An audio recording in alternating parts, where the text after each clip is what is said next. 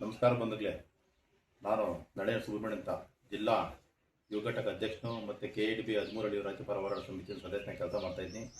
ಸತತವಾಗಿ 22 ತಿಂಗಳಿಂದ ನಾವು ಧರಣಿ ಮಾಡ್ತಾಯಿದ್ರಿ ಕೈಗಾರಿಕೆ ಆಗಬೇಕಂತ.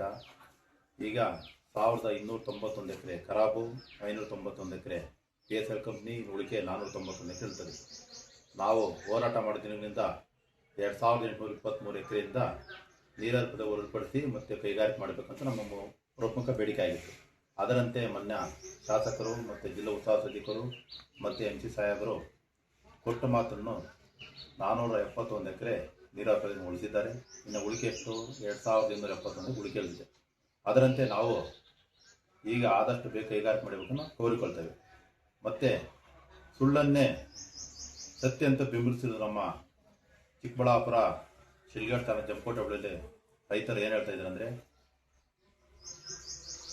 ಭೂಮಿ ಕೊಟ್ಟ ರೈತರು ತಾಯಿಯನ್ನು ಮಾರಾಟ ಅಂತ ಹೇಳ್ತಾರೆ. ದಯವಿಟ್ಟು ಆ ಮಾತನ್ನು ಅವರಿಗೆ ಅನ್ವಯಿಸ್ತದೆ. ಯಾಕಂದರೆ ಅದೇ ಭೂಮಿಯನ್ನು 217 ಮತ್ತು 205 ಶಿವಮೂರ್ತಿ ಅವರಿಗೆ 4 ಎಕರೆ ಮತ್ತು ಉಳಿಕೆ 2 ಎಕರೆ ಅವರೇ ಮಾರಾಟ ಮಾಡಿ ಭೂಮಿನ ರೈತರ ಮಾರಾಟ ಮಾಡ್ತಾರೆ ಅಂತ ಹೇಳ್ತಾರೆ. ತಾಯಿನ ನಿಮಗೆ ಅನ್ವಯಿಸ್ತದೆ. ದಯವಿಟ್ಟು ಅದನ್ನು ನೀವು ಅರ್ಥ ಮಾಡಿಕೊಂಡು ಮಾತನಾಡಬೇಕಾಗಿ ತಮ್ಮ ಮಾತಿನ ನಿಗಾ ಇರಬೇಕಂತ ನಿಮಗೆ ಎಚ್ಚರಿಕೆ ಕೊಡ್ತೀನಿ. ಇನ್ನೊಂದು ವಿಷಯ ಏನಪ್ಪ ಅಂದರೆ, ಸರ್ಕಾರ ಆದಷ್ಟು ಬೇಗ ದರ ನಿಗದಿ ಮಾಡಿದೆ. ಹೆಚ್ಚಿನ ದರ ಕೊಟ್ಟು ಭೂಮಿಯನ್ನು ವಶಪಡಿಸಿಕೊಂಡು ನಮ್ಮ ಕೈಗೊಳ್ಳಕ್ಕೆ ಕೋರಿಕೊಳ್ತೇವೆ.